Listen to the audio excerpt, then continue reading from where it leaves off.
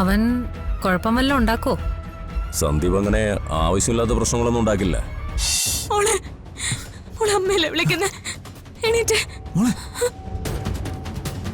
എന്താ മോളെ, എന്താ പറ്റിയ? എനിക്ക് എന്താ മോളെ? വെള്ളം കുടിക്കാൻ കൊടുക്കാം.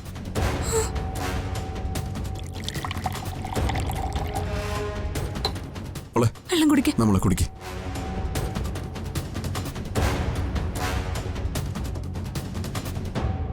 ആശ്വാസമുണ്ടോ?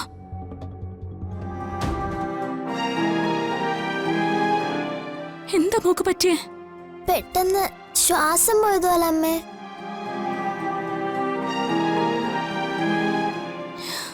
എന്തിനാ അങ്ങനെ ചിരിക്കാൻ പോയേ?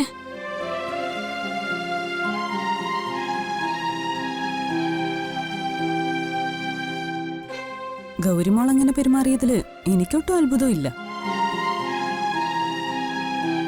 ഗോകുൽ സാറല്ല ആരാണെങ്കിലും കുട്ടിയെ വഴക്ക് പറയില്ലേ? അതെന്താ, എനിക്ക് എന്റെ മോളോട് ഒന്ന് അടുത്തിടപഴകിക്കൂടെ? അവളെ വീട് വരെ കൊണ്ടുപോയി ഒന്ന് അമ്മയെ കാണിച്ചൂടെ? അത് തെറ്റാണോ? ആണെന്നേ എനിക്ക് തോന്നുന്നില്ല. അല്ലെങ്കിൽ തന്നെ എന്നോട് സംസാരിക്കരുതെന്ന് പറയാനും എന്റെ കുട്ടിയെ വഴക്ക് പറയാനും അയാൾക്കെന്താ അവകാശം? സച്ചി വെറുതെ എഴുതാപ്പുറം വായിക്കണ്ട. 4 മണിക്ക് സ്കൂൾ വിടുന്ന സമയത്ത് മകള് വിളിക്കാൻ സ്കൂളിൽ ചെല്ലുന്ന ഒരമ്മ കുഞ്ഞിനെ വേറൊരാള് വിളിച്ചോണ്ട് പോയെന്ന് അറിഞ്ഞാ എന്ത് ചെയ്യും? അതറിയുന്ന അവരുടെ ഭർത്താവ് എന്ത് ചെയ്യും? അർച്ചനയ്ക്ക് ചിലപ്പോ ക്ഷമിക്കാൻ കഴിയും, പക്ഷേ ഗൂഗിൾ സാറിന് അതിന് എങ്ങനെ കഴിയും? ഞാനാണ് അവളുടെ അച്ഛൻ. ഇങ്ങനെ ബ്ലണ്ടർ പറയല്ലേ സച്ചി.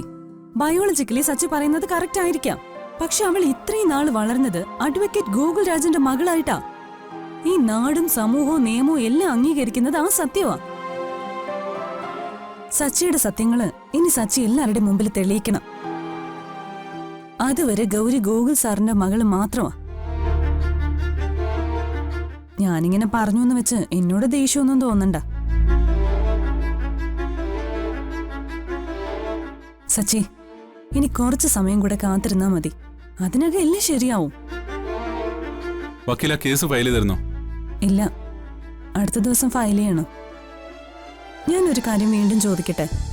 എന്റെ മനസ്സ് വീണ്ടും മാറിയതുകൊണ്ടാണെന്നൊന്നും പറയരുത്. എന്താ? അല്ല, ഗോകുൽ സാറിന് നമുക്ക് കുറച്ച് സമയം കൂടെ കൊടുക്കണോ? എന്താ, വക്കീലിന്റെ മനസ്സ് പിന്നെയും ഗുരുഭക്തിയിൽ അലിഞ്ഞു പോയോ?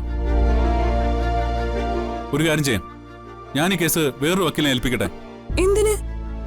നിങ്ങളുടെ ഈ ഗുരുശിക്ഷ കളികൾക്കിടയിൽ ഈ കേസിന്റെ കാര്യത്തിൽ ഒരു തീരുമാനമെന്ന് എനിക്ക് തോന്നുന്നില്ല. എന്നെ പറ്റിക്കാൻ വേണ്ടിയാണോ ഈ പരാതി തയ്യാറാക്കിയതും എന്നെ കൊണ്ട് ഒപ്പിട്ട് വാങ്ങിയതും? എങ്കിൽ ഈ കേസ് നമുക്ക് ഇവിടെ വെച്ച് അവസാനിപ്പിക്കാം. എന്റെ വഴി ഞാൻ നോക്കിക്കോളാം. സച്ചി, എടോ ഞാനൊന്ന് പറയട്ടെ. വേണ്ട, എനിക്കെല്ലാം മനസ്സിലായി. വക്കീൽ ഈ കേസ് നീ ഫയൽ ചെയ്യണ്ട.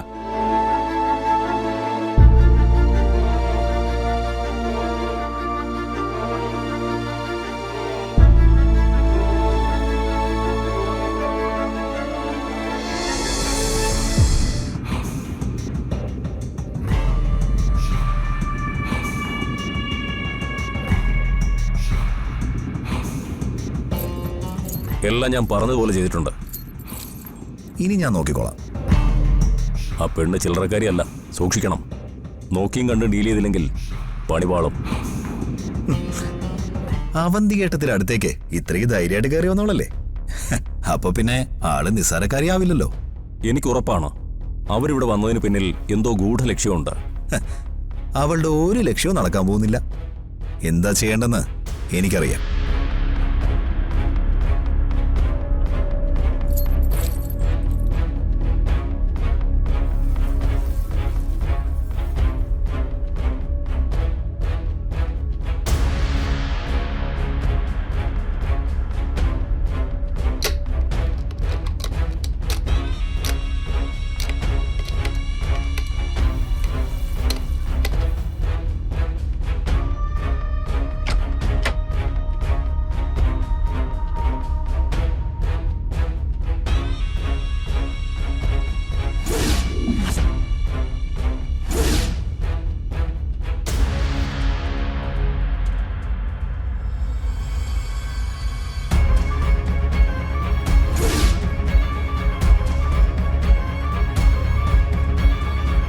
അവൻ കുഴപ്പം വല്ലതും ഉണ്ടാക്കോ? സന്ദീപ് അങ്ങനെ ആവശ്യമില്ലാത്ത പ്രശ്നങ്ങളൊന്നും ഉണ്ടാക്കില്ല.